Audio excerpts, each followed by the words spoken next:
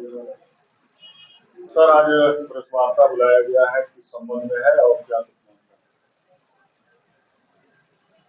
देखिए, पिछले लगभग एक हफ्ते से अधिक हो रहा है, सिविल कोर्ट गोरखपुर में न्याय के पहरुए उद्वेलित हैं, आंदोलनरत हैं। इनका आंदोलन अपने किसी निजी स्वार्थ के लिए नहीं है और न ही इनका आंदोलन अपनी किसी बेहतरी और उन्नति के लिए है। सिर्फ और सिर्फ वादकारियों के हित के लिए है और कचहरी परिसर में उनका विधि व्यवसाय सुचारू चल सके, ऐसी व्यवस्था के लिए। मैं बताना चाहूंगा कि गोरखपुर सिविल कोर्ट के परिवार न्यायालय में एक मुकदमा चल रहा है, सूर्य नारायण वर्सेस पूजा तिवारी। इसमें एक प्रक्रिया के तहत 16 में मुकदमा लगा था मीडिएशन में, दिनांक 13 को नवंबर को, जहां सूर्य नारायण के पक्ष के अधिवक्ता रविंद्र भूषणधर दुबे को पूजा के पक्ष के उनके पिता नागेंद्र तिवारी जी, उनके भाई सुशील तिवारी, उनकी मां और भी तमाम लोग आए थे। उन्होंने काफी धमकाया, बेजा शर्तों पर सुलह की दबाव बना रहे थे। नहीं मानने पर गोली मारने तक की धमकी दी गई। अगले दिन 14 तारीख को उनके फोन पर धमकी भी आई, लेकिन चूंकि अधिवक्ता और खास तौर से फौजदारी का अधिवक्ता इन प्रकार की चीजों का आदी होता है, उसको इस तरह की धमकियां मिलती हैं, वो मानता है कि ऐसी बातें आई गई होती हैं, उसको बहुत गंभीरता से नहीं लिया गया और वही एक घातक हो गया। 20 तारीख को रविंद्र भूषणधर दुबे जी को पूजा और उसके पक्ष के तमाम लोगों ने घेर लिया, मारा पीटा और सुशील तिवारी जो पूजा के भाई हैं, उन्होंने असलहा निकालकर उन पर फायर किया। किसी पर, चूंकि खिलाड़ी हैं, झटके से बैठे और बच गए। उसके बाद गोली की आवाज सुने तो वहां कैंटीन थी, तमाम अधिवक्ता लोग आ गए और लोग तो भाग गए। 2 लोग पकड़े गए, जिसमें सुशील तिवारी पकड़े गए और एक अज्ञात जिसको बाद में विकास निषाद के रूप में जाना गया। इन लोगों को अधिवक्ताओं ने कैंट थाने के सुपुर्द किया। वहां पर इनकी रिपोर्ट दर्ज की गई 191(2), 191(3), 115(2), 109, मतलब जो गंभीर धाराएं हैं, हत्या के प्रयास भी है, सामूहिक योजनाबद्ध तरीके से प्रहार करना है। आप समझ रहे हैं, ये धाराएं ऐसी हैं जो किसी भी स्तर से थाने से अवेलेबल नहीं है। लेकिन शाम होते होते कैंट इंस्पेक्टर संजय सिंह ने इनको रिमांड मजिस्ट्रेट के सामने पेश नहीं किया, बल्कि थाने से ही दोनों अभियुक्तों को छोड़ दिया। किस अधिकार से छोड़ दिया? वो अगर बीमार थे, जैसा कि उनका कहना है कि बीमार थे, दवा करने के लिए छोड़ दिया। क्या एक हीनियस क्राइम में पकड़े गए अभियुक्त को घटनास्थल से आप दवा कराने के लिए मुक्त कर देंगे? उसके लिए व्यवस्था है कि आप ट्रांजिट रिमांड पर उसको अस्पताल ले जाते, वहां उसकी दवा कराते, रिमांड मजिस्ट्रेट के सामने पेश करते, वो चाहे जेल भेजता या आपको रिमांड पर देता, आप पर कस्टडी में देता। लेकिन आप संजय सिंह खुद ही न्यायालय बन गए, संजय सिंह खुद ही मजिस्ट्रेट बन गए और एक ऐसे 2 अभियुक्तों को छोड़ दिया जो कभी भी हमारे अधिवक्ता रविंद्र भूषणधर दुबे के लिए खतरनाक हो सकते थे।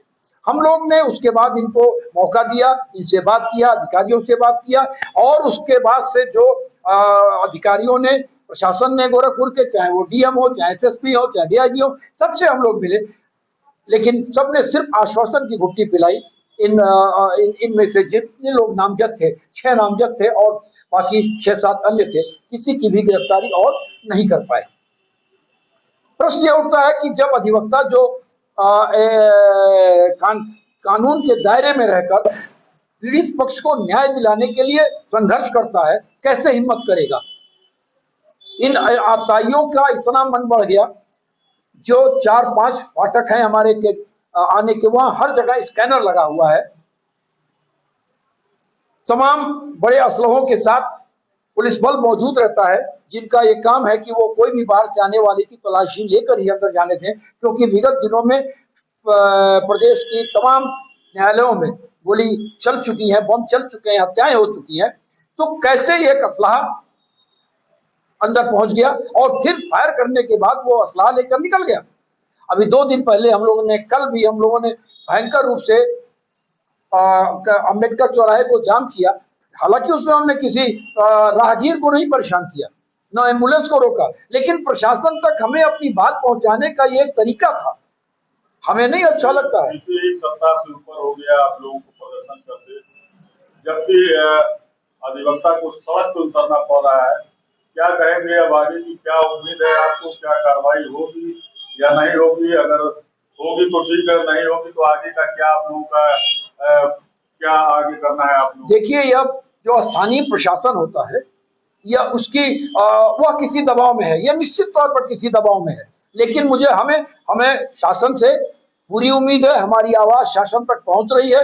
लेकिन यह भी सच है कि जब तक इसमें प्रभावी कार्रवाई नहीं होगी, जब तक अभियुक्तों की गिरफ्तारी नहीं होगी और संजय सिंह पर को उनको उनके करनी का उचित खामियाजा प्रशासन नहीं देगी, हमारी स्ट्राइक चलेगी। हमें जिन भी वादकारियों को इसमें परेशानी हो रही है, हम पूरी बार की तरफ से उन लोगों से क्षमा मांगते हैं, क्योंकि यह लड़ाई भी एक पक्ष के ही तेजा दबाव से बचाने की लड़ाई है और इस लड़ाई में हमारा बार एसोसिएशन पूरी तरीके से मुखरित है। हमारे अध्यक्ष भानु पांडे हो और मंत्री गिरिजेश मणि हो या एकदम नवोदित आज का एक दिन का भी अगर रजिस्टर्ड सभा का अधिवक्ता है और चाहे अध्यक्ष, सारे लोग एकजुट होकर अधिवक्ता और पक्षकारों के मान सम्मान और सुरक्षा के लिए लामबंद हैं, लड़ रहे हैं। परेशानियां हो रही हैं, उसको बर्दाश्त कर रहे हैं, लेकिन ये लड़ाई अपने स्वाभिमान की है, अपने आत्मरक्षा की है और न्याय को कायम करने की लड़ाई है, जो जारी रहेगी जब तक कि कुछ नहीं होता।